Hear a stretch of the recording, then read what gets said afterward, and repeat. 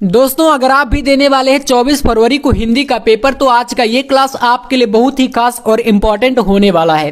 क्योंकि जैसा आपने थंबनेल पर भी देखा होगा कि आज के इस वीडियो में हम लोग बात करेंगे कि हिंदी के पेपर में अगर आपको कुछ नहीं आ रहा तो फिर आप लोग किस प्रकार से पास हो सकते हैं। यानी आज का ये वीडियो आपको पास होने के उद्देश्य से बनाया जा रहा है।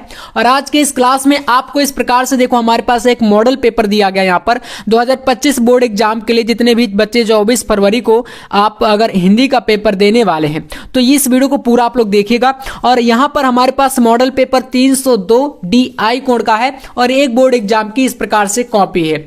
तो प्रॉपर तरीके से हर वो चीज आपको मैं बताऊंगा यहां पर कि कैसे आपको बोर्ड एग्जाम की कॉपी भरना है, ठीक है। उसके बाद कैसे आप लोग क्वेश्चन की शुरुआत करोगे, ऑब्जेक्टिव से लेकर के निबंध लेखन तक, ग्रामर पोर्शन के क्वेश्चन, गद्यांश पद्यांश के क्वेश्चन, कहां से आपको ज्यादा नंबर मिलते हैं जिससे कि आपको शुरुआत करनी चाहिए, शुरू में आपको कैसे क्वेश्चन सॉल्व करना है और लास्ट में किन क्वेश्चनों को करना है, सारी जानकारी आज के इस वीडियो में आपको मिलेगी। तो बिल्कुल वीडियो को अंत तक देखिएगा। चलिए शुरू करते हैं। सबसे पहली बात देखो, एक चीज जान लीजिए, आपको ये बिल्कुल न्यू पैटर्न के अनुसार ही मैं बता रहा हूं। यहां पर जो हमारे पास ये मॉडल पेपर है और आपका हिंदी का जो पेपर होता है वह 100 नंबर का होता है, ये चीज आपको पता ही होगी, ठीक है। अब 100 नंबर में आपको आज के इस वीडियो में अगर आप जैसा मैं बता रहा हूं ऐसा ही करते हो तो आराम से आप 60 से 70 नंबर स्कोर कर सकते हो अगर आपने तैयारी बिल्कुल नहीं की है ना। 60 से 70 नंबर का ये वीडियो हो जाएगा अगर आपने तैयारी बिल्कुल नहीं करी। और अगर तैयारी थोड़ा सा आपकी बेहतर है, रेगुलर आप लोग क्लास अटेंड करते हो, फिर तो भाई साहब कुछ पूछना ही नहीं है, फिर तो आपका 80 85 90 तक जाएगा ही। तो चलिए मेन प्रश्न जो कॉपी का कैसे भरना है वो थोड़ा सा यहां पर जान लीजिए। तो देखो, सबसे पहले यहां पर आपको मिलेगा माध्यमिक शिक्षा परिषद उत्तर प्रदेश इंटरमीडिएट की कॉपी है ना। तो यहां पर लिखा है कि परीक्षार्थी उत्तर पुस्तिका के किसी भी भाग में अपना नाम ना लिखें। यानी कि कॉपी पर आपको कहीं पर भी अपना नाम आपको नहीं लिखना, ठीक है। उसके बाद ये जैसे पहली कॉपी है तो यहां पर आ लिखा है, दूसरी कॉपी रहेगी तो वहां पर बा रहेगा। जैसे कि आप लोग ए कॉपी बी कॉपी जो भी जितना लिखते हैं बच्चे अपने हिसाब से कॉपियां लेते हैं। अब यहां से आपको दिख रहा है कि परीक्षार्थी सभी प्रविष्टियां शुद्ध एवं स्पष्ट रूप से स्वयं भरे। यहां पर पहले आपको अपना अनुक्रमांक अंकों में भरना रहेगा। जैसे मान लीजिए आपका कोई रोल नंबर रहेगा, हो सकता है 6 नंबर 7 अंक 8 अंक जो भी रोल नंबर रहेगा। यहां पर मान लीजिए मैं एग्जाम्पल के तौर पर कोई रोल नंबर भरता हूं 1 6 1 7 5 2 3 ऐसे रहेगा, कुछ भी मान लीजिए नंबर है। फिर उसके बाद इसी नंबर को आपको शब्दों में भरना है। तो अब यहां पर इसको लाख करोड़ में मत लिखिएगा, काफी सारे बच्चे कंफ्यूजन में रहते हैं। तो जैसे ये लाख करोड़ में है तो आपको वो चीज नहीं करनी। आप यहां से जैसे 1 है ना तो क्रम से भरिएगा। पहले क्या है 1 है, 1 भर दो। उसके बाद पुनः से क्या है 6 है तो यहां पर आप लोग इसको 6 कर दीजिए। फिर पुनः क्या है, फिर आपका 1 है तो पुनः से 1 कर दीजिए। फिर क्या है 7 है, तो ऐसे आपको एक एक अंक को भरा जाता है शब्दों में, ठीक है। 7 के बाद आप यहां पर क्या करोगे 5, उसके बाद यहां से 2 एंड इसके बाद क्या है फिर 3 ऐसे। उसके बाद यहां पर आओगे तो विषय क्या है सामान्य हिंदी का। जैसे आपका पेपर है तो यहां पर भरोगे सामान्य हिंदी। विषय आपका क्या है भाई हिंदी है ना, तो यहां पर आप भरोगे सामान्य हिंदी। थोड़ा सा मैं यहां पर बता रहा हूं आपको, बस यही करना है। प्रश्न पत्र में आप केवल भरोगे, एक ही पेपर आपका 100 नंबर का होता है। प्रश्न पत्र पर अंकित संकेतांक, ये बॉक्स जो रहता है संकेतांक यहां पर 302 DI है तो इसको भरिएगा 302। और जो भी आपका पेपर में रहेगा वही आपको भरना। मैं यहां पर सिर्फ आपको एक मॉडल के तरीके से बता रहा हूं, ठीक है। 302 DI हो गया। इसके बाद परीक्षा की तिथि, जैसे कि 24 फरवरी से पेपर है तो आप यहां पर 24 और फिर क्या है 2, फिर यहां पर 2025 ऐसे। और पाली में आपको पता है ना द्वितीय पाली में पेपर होगा तो सेकंड सेटिंग के बच्चे द्वितीय डाल देंगे। इसके बाद केंद्र का नाम यानी सेंटर का नाम और यहां पर परीक्षा का दिन, जैसे कि सोमवार से पेपर तो आप यहां पर डालोगे सोमवार ऐसे, ठीक है। ये पूरा पैटर्न होता है भरने का। इसके अलावा आपको रूम नंबर भरना, जिस रूम नंबर में आप पेपर दे रहे हो, जैसे कि 2 4 5 किस भी 15 16 जो भी रूम नंबर में हो। तो मान लीजिए हम लोग यहां पर 18 नंबर में है तो यहां पर 18 डाल देंगे। इतना चीजें भरना, इसके अलावा आपको कॉपी पर कुछ भी नहीं भरा जाता। अब यहां से चलिए पेपर की शुरुआत करते हैं। पहले शुरुआत में 3 घंटे 15 मिनट में 15 मिनट जो टाइम रहता है वह पेपर को पढ़ने के लिए दिया जाता है।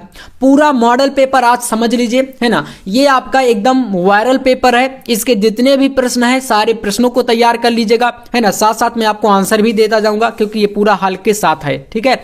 अब यहां पर देखो कह रहा है कि 15 मिनट परीक्षार्थियों को प्रश्न पत्र पढ़ने के लिए निर्धारित है। इसके निर्देश की बात करें तो पहला निर्देश है संपूर्ण प्रश्न 2 खंडों में यानी कि खंड का और खंड खा में विभाजित रहेगा। 2 खंड में पूरा पेपर रहेगा। जाएगा आपका। इसके बाद यहाँ पर दूसरा निर्देश है सभी प्रश्न अनिवार्य हैं। एंड यहां से फिर एक नंबर में आपके ऑब्जेक्टिव आएंगे। टोटल कितने ऑब्जेक्टिव आते हैं तो 10 ऑब्जेक्टिव आता है। हिंदी गद्य के 5 प्रश्न और हिंदी पद्य के भी ऐसे ही 5 प्रश्न, यानी कि 10 क्वेश्चन आते हैं 10 नंबर के। तो यहां से पहला खंड स्टार्ट जैसे बताया था खंड का, और इसमें मिलेंगे टोटल 10 ऑब्जेक्टिव क्वेश्चन। तो पहला प्रश्न देखिए यहां से 1 नंबर का पहला यानी कि का नंबर क्वेश्चन कह रहा है कि आचार्य रामचंद्र शुक्ल ने हिंदी गद्य की प्रथम पुस्तक माना है। हिंदी गद्य की प्रथम पुस्तक किसको माना है? आचार्य रामचंद्र शुक्ल जी ने। तो नासिके तोपाख्यान को। चलिए कॉपी कैसे भरना है, भरना तो हम सीख गए, लिखना कैसे वो देखते हैं। तो आपको देखो इस तरीके से पहले कॉपी के मेन पृष्ठ पर आना है और यहां पर आपको डालना है, नंबरिंग करनी है पहले, ठीक है। शुरुआत में प्रश्नोत्तर संख्या डालनी है, जैसे कि 1 नंबर का क्वेश्चन है तो आप यहां पर 1 नंबर डालोगे। और आज के इस वीडियो में मैं आपको मेन चीजें बताऊंगा। ऐसे भी मैं आपको काफी सारे मॉडल पेपर जो है सॉल्व कराता रहता हूं, तो आप लोग 1 नंबर डालोगे इस तरीके से, एक बार ही डालना है, ठीक है। उसके बाद आप यहां पर जैसे का नंबर प्रश्न सॉल्व कर रहे हो तो यहां पर का डालोगे और इसका जो भी विकल्प सही होगा उसको डायरेक्टली आपको लिख देना। जैसे यहां पर क्या है, नासिके तोपाख्यान राइट है तो आपको का फर्स्ट कर देना है। इसके बाद इधर नेक्स्ट पेज पे आओगे तो अगला क्वेश्चन क्या कर रहा है, सारे क्वेश्चन यहां पर 10 के 10 ऑब्जेक्टिव सॉल्व करेंगे, काफी इंपॉर्टेंट है ना। तो ऑब्जेक्टिव जितने भी मिलते जाएं, जितने भी आपको वीडियो मिले, सारे के सारे आपको तैयार करते जाना है। हर प्रश्न आपके लिए बेहद ही इंपॉर्टेंट है अब, क्योंकि एग्जाम नजदीक है। तो गुलाब राय की रचना मेरी असफलताएं की विधा कौन सी है? तो आत्मकथा विधा की रचना, ठीक है। बाबू गुलाब राय जी की जो मेरी असफलताएं, क्या ये आत्मकथा है। तो का सेकंड यहां पर सही है। इसके बाद गा नंबर है ब्राह्मण पत्रिका के संपादक हैं, है ना। तो ब्राह्मण पत्रिका किसकी है? तो पंडित प्रताप नारायण मिश्र जी की है, ठीक है। तो यहां पर आपका चौथा ऑप्शन सही है। इसी के साथ यहां पर घ नंबर क्वेश्चन हजारी प्रसाद द्विवेदी का उपन्यास कौन सा है? तो यहां पर हो जाएगा पुनर्नवा, ठीक है। और यहां पर कन्हैयालाल मिश्र प्रभाकर की रचना, तो कन्हैयालाल मिश्र प्रभाकर जी की रचना यहां पर माटी हो गई सोना, ये दूसरा वाला सही है। तो यहां से देखो आपको पहले शुरुआत के का खा गा घा अंगा 4 क्वेश्चन को इस तरीके से ऑब्जेक्टिव के कर देना है। इसके बाद यहां पर देखो क्वेश्चन नंबर चेंज है, जस्ट यहां पर आओगे तो दूसरा आया। अभी तक आपके गद्य के क्वेश्चन चल रहे थे, हिंदी गद्य साहित्य के 5 प्रश्न जो कि पूछे जाते हैं। अब यहां से दूसरा प्रश्न है तो यहां से आपके पद्य के 5 क्वेश्चन आएंगे, 5 ऑब्जेक्टिव। तो दूसरे नंबर पर जैसे आएंगे तो यहां पर पहले डाल देना है आपको क्या, प्रश्नोत्तर संख्या 2, ठीक है। इस तरीके से डालोगे और यहां से आपका का नंबर क्वेश्चन है भारतेंदु युगीन कवि हैं। तो यहां पर है भारतेंदु युग के कवि कौन है? बद्री नारायण चौधरी प्रेमघन। और डायरेक्ट आंसर करेंगे तो का आपका फर्स्ट नंबर सही है, ठीक है। तो इस तरीके से का फर्स्ट कर देना है। इसी के साथ आप आओगे यहां पर सेकंड नंबर हुंकार काव्य के रचयिता कौन है? तो यहां पर रेणुका हुंकार परशुराम की प्रतीक्षा, ये क्या है, किसकी है? रामधारी सिंह दिनकर जी की कृतियां है। तो तीसरा नंबर आपका यहां पर क्या है, बिल्कुल करेक्ट है। तो यहां से का आप लोग थर्ड नंबर को सही कर दीजिएगा। चलिए इसके बाद यहां पर आते हैं हम लोग गा नंबर क्वेश्चन पर। प्रयोगवादी काव्य धारा के प्रमुख कवि हैं। तो प्रयोगवाद के अगर हम बात करें तो प्रमुख कवि माने जाते हैं कौन? शमशेर बहादुर सिंह, ठीक है। तो यहां पर हो जाएंगे शमशेर बहादुर, जो कि चौथा नंबर ऑप्शन सही है। तो आप लोग इसको टिक कर लीजिएगा। अब यहां पर सप्तक तार सप्तक से क्वेश्चन है। क्वेश्चन कह रहा है कि तीसरा सप्तक का प्रकाशन वर्ष है और इससे एक प्रश्न बोर्ड एग्जाम में आना फिक्स है, आप लोग नोट कर लीजिएगा। आपको देखो यहां पर टोटल 4 सप्तक पढ़ाए जाते हैं, जिसमें जो पहला सप्तक है वह प्रकाशित हुआ था 1943 में, ठीक है। दूसरा कब हुआ था? 1951 में। तीसरे की बात करें तो यहां पर आपके पास है 1959 और अगर चौथे सप्तक की बात करें तो 1967 है, ठीक है ना। यहां पर आपको 51 और 67 कर लीजिए। तो ये चारों के टाइम है, आप लोग अच्छे तरीके से इनको याद कर लीजिएगा, ठीक है ना। तो यहां पर तीसरे की बात कर रहा है इसलिए पहला वाला ऑप्शन आपका सही है। तो इसलिए यहां पर आपको इस तरीके से कर देना 1959 ईस्वी। इसके बाद यहां पर देखिए आपका अंगा नंबर क्वेश्चन है पल्लव से उद्धृत कविता परिवर्तन के रचयिता कौन है? तो यहां पर है सुमित्रानंदन पंत, ठीक है। किसकी है भैया? सुमित्रानंदन पंत जी की है। तो यहां से टोटल 10 ऑब्जेक्टिव हैं और हो सके जहां तक तो आपको एक ही पेज में सारे क्वेश्चन कंप्लीट कर देने हैं, ठीक है। इतना आप लोग कर लीजिएगा। अब देखो जैसे ही आपके 10 क्वेश्चन कंप्लीट हो जाएं, यहां से आपको कम से कम, जब इन प्रश्नों को तभी करिएगा जब आपको लगे कि यार 10 में से हमारे कम से कम 8 क्वेश्चन तो सही जाएंगे ही जाएंगे, वरना देखो करने का कोई मतलब नहीं है। अगर आप लोग गलती करते हो तो फिर वहां पर नंबर कट जाएंगे। और अगर शुरुआत में 10 क्वेश्चन में से मान लीजिए आप लोग 3 से 4 क्वेश्चन ही सही करते हो तो इंप्रेशन जो कॉपी का होता है वो पूरी तरीके से क्या हो जाता है, खराब हो जाता है। तो इसलिए जब आपको लगे कि पूरा पेपर जब पढ़ोगे अच्छे से तो खुद ही समझ में आ जाएगा। तो जब तक लगे कि यार 7 से 8 क्वेश्चन हमारे सही सही जाएंगे तो फिर आपको इनको शुरू में करना है। फिर इसके बाद यहां से तीसरे प्रश्न में, और गद्यांश पद्यांश को हमेशा आप लोग शुरुआत में करना, कभी भी लास्ट में करने की मत सोचना, क्योंकि यहां पर ये ज्यादा नंबर का क्वेश्चन रहता है। और इसमें मैं आपको ऐसा तरीका बताऊंगा कि आप लोग कम से कम इसमें 7 या 8 नंबर बिना पहचाने भी आप लोग ला सकते हो, है ना। क्योंकि इसमें टोटल पहचानने का 2 नंबर कटता है।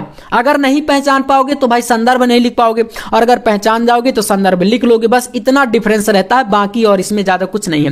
तो देखो तीसरे क्वेश्चन में कह रहा है कि दिए गए गद्यांश पर आधारित निम्नलिखित प्रश्नों के उत्तर दीजिए। अब इसमें अगर ध्यान से देखोगे तो यहां पर क्या है, अशोक को जो सम्मान कालिदास से मिला वह अपूर्व था।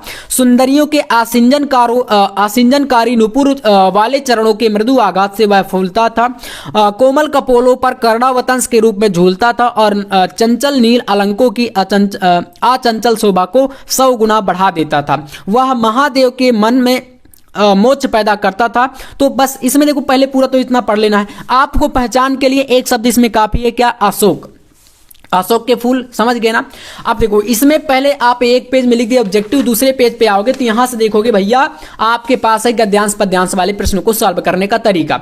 यहां पर सबसे पहले करना क्या है, आपको प्रश्नोत्तर संख्या 3 डालना है। उसके बाद आप ब्लैक पेन उठा करके यहां से लिखोगे संकेत, ठीक है। यहां पर आपको संकेत लिखना है। संकेत क्यों लिखा जाता है, क्योंकि देखो मैं बता दूं, यहां पर जैसे कि गद्यांश की मैं बात करूं तो यहां पर 2 गद्यांश आते हैं आपके, ठीक है। एक यहां पर ये दिया है और एक इसी के अथवा में रहता है, जो कि इधर आपका यहां पर दिया गया है, ठीक है, ये दिया है। तो जैसे कि मान लीजिए ये कहां से है, आप देखोगे तो कह रहा है कि निंदा कुछ लोगों की पूंजी होती है, वह बड़ा लंबा चौड़ा व्यापार फैलाते हैं। वे इस पूंजी से कई लोगों की प्रतिष्ठा ही दूसरों को कलंक कथाओं के परायण और पर आधारित होती है। बड़े रस विभोर होकर वे जिस की सत्य कल्पित कलंक कथा सुनाते हैं और स्वयं को पूर्ण संत समझने समझाने की तुष्टि का अनुभव करते हैं। अब देखो जैसे इसको नहीं करना, ये निंदा, आप लोग निंदा रस समझ गए होंगे, है ना, हरिशंकर प्रसाद जी से। तो यहां पर पहले इसे करना है। तो संकेत में आपको इसके कुछ वर्डों को लेना, जो कि मैं आपको हमेशा कहता हूं कि आपको यही तरीका अप्लाई करना, और लास्ट के कुछ शब्दों को लिख देना, बीच में डैश डैश कर देना, तो ये क्लियर हो जाएगा कि आपने किस वाले को किया है। इसके बाद आप यहां से आओगे नेक्स्ट क्वेश्चनों पर, और क्वेश्चन नंबर फर्स्ट यहां पर देखिए इसका क्या कह रहा है, आपके इस गद्यांश का पहला प्रश्न आपके पास है। यहां पर कह रहा है प्रश्न की भाई संदर्भ लिखिए। दिए गए गद्यांश पर आधारित पहले वाले प्रश्न में संदर्भ पूछा है। संदर्भ में वही चीजें लिखी जाती हैं जो आप लोग पहचानोगे, जैसे यहां पर देख सकते हो इस तरीके से पहले हेडिंग डालना है संदर्भ, और यहां से लिखोगे प्रस्तुत गद्यांश आचार्य हजारी प्रसाद द्विवेदी। अब मेन पॉइंट जो रहेगा उनको ब्लैक पेन से लिखना है, याद रखिएगा, कौन से पेन से, काले पेन से। आचार्य हजारी प्रसाद द्विवेदी जैसे लेखक हैं, और इसके बाद पाठ का नाम अशोक के फूल है, तो इतना आपको काले पेन से संदर्भ इस तरीके से लिखोगे तो इसका मिलेगा आपको कितना, पूरा 2 नंबर। दूसरे क्वेश्चन में आपको दिया है कि भाई रेखांकित अंश की व्याख्या करिए। तो कोई अंडरलाइन पोर्शन यहां पर जैसे मान लीजिए किसी को भी कर देगा, इसी में मैं आपको कोई करके बता देता हूं। तो मान लो शुरू से लेकर के आपको यहां तक करना रहेगा, तो इसके नीचे पूरी अंडरलाइन इस तरीके से खींची हुई मिलेगी, है ना। मैं सिर्फ यहां पर एग्जांपल के तौर पर आज हर चीजों को आपके सामने है समझा रहा हूं। अब देखो जैसे इसको करना है तो पहले आप लोग हेडिंग डालोगे रेखांकित अंश की क्या व्याख्या। जब इस हेडिंग को डाल दोगे यहां से आप आओगे फिर इसके बाद करने के लिए, यहां पर देखो लिखना है आपको कालिदास कालीन साहित्य में। अब जिस भी लाइन का पूछेगा वैसे ही आपको करना रहेगा, ठीक है ना, लाइन बाई लाइन आपको करना है। तो कालिदास कालीन साहित्य में अशोक का प्रचुरता से उल्लेख मिलता है। लेखक का मानना है कि यह कहना तो कठिन है कि इससे पहले भारतवर्ष में अशोक का नाम कोई नहीं जानता था, किंतु इतना निश्चित है कि उसका महत्व जनजीवन में नगण्य नहीं था। इस तरीके से इसको कर देना है।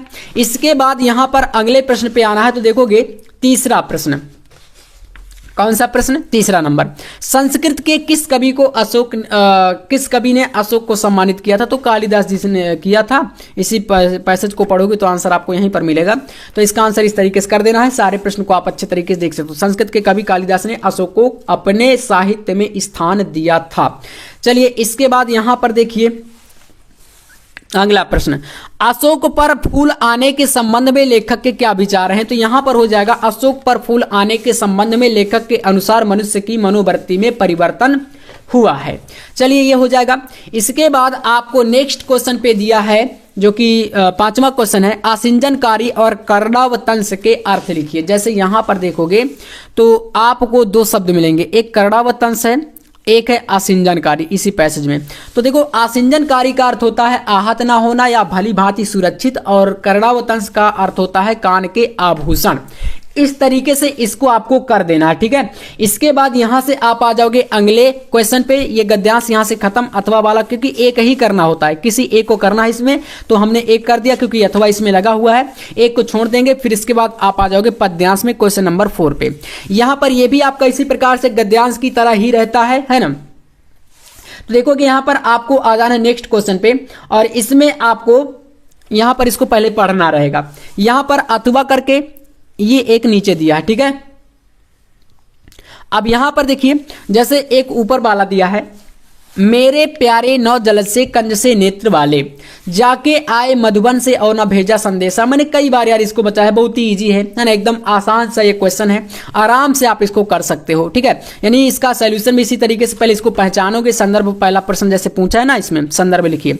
तो प्रस्तुत पद्यांश का शीर्षक पवन दूती से लिया गया, पूरी है ना लाइनें, पूरा पैराग्राफ, और इसके जो लेखक हैं यानी रचयिता हैं अयोध्या सिंह उपाध्याय हैं, इस तरीके से कर दोगे।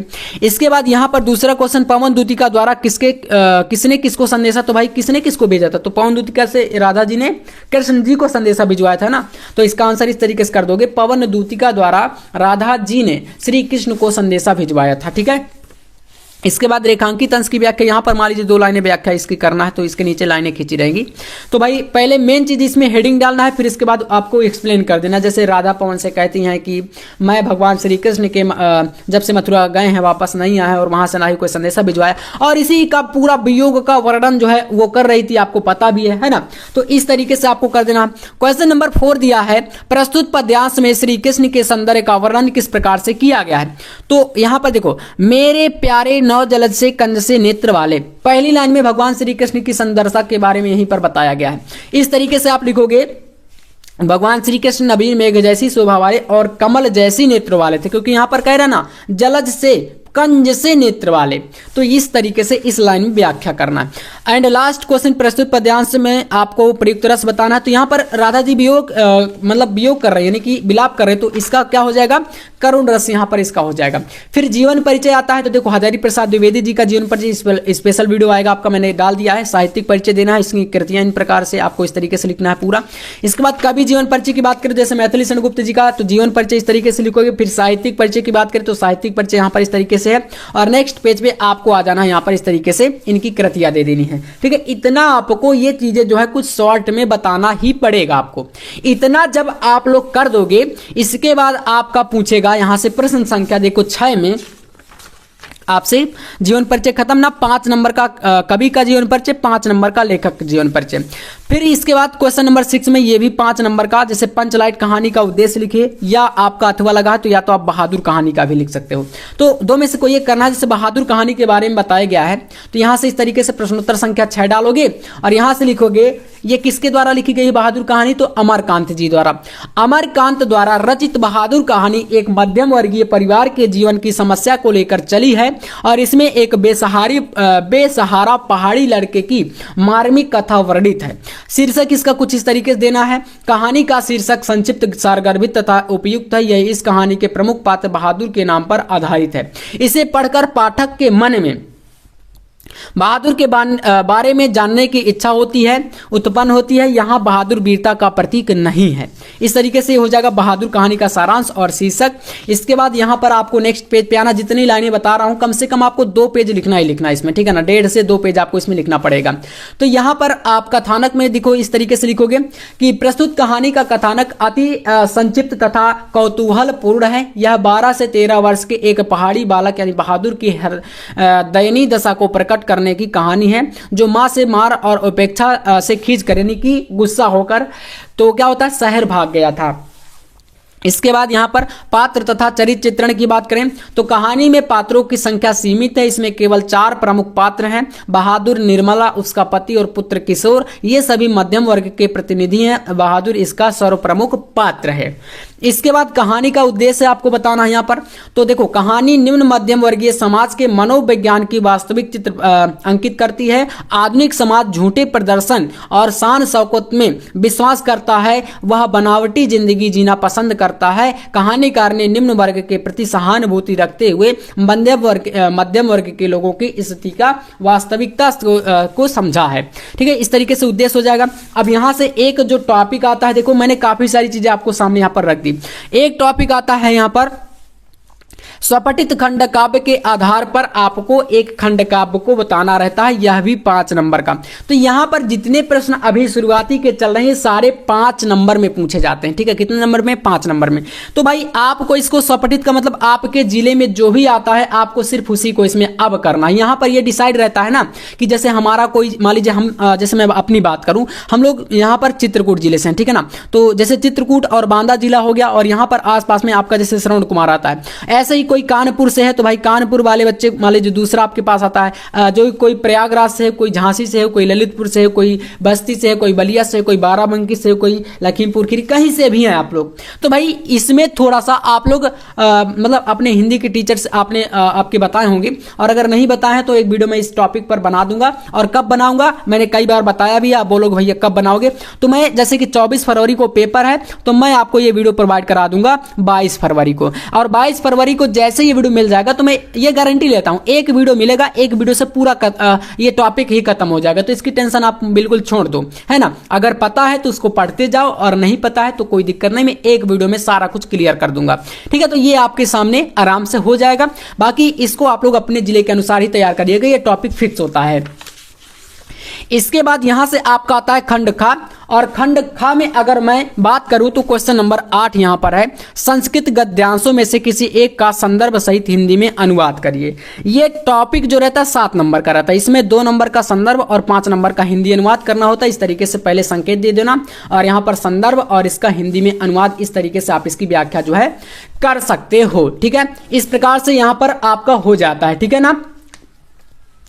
अब जब ये आप यहां पर जैसे संदर्भ लिखोगे तो पहले इसमें 2 रहते हैं, एक ये है ना, यहां पर एक आपके पास क्या है, ये है, और एक आपके नीचे यहां पर ये दिया है। 2 है ना, 2 में से कोई एक करना है तो पहले आपको संदर्भ मतलब एक जो थोड़ा सा व्याख्या के लिए आपको संकेत तो देना पड़ेगा, जैसे आप इसको कर रहे हो या इसको कर रहे हो, तो इसके लिए आप इस तरीके से संकेत दे देना। जैसे पहला वाला कर रहे हैं ना, तो संस्कृत साहित्य सरसम ऐसा, और फिर डैश डैश और लास्ट की कुछ लाइनें कर देना तो संकेत हो जाएगा। फिर संदर्भ इस तरीके से लिखना आपको, ठीक है ना।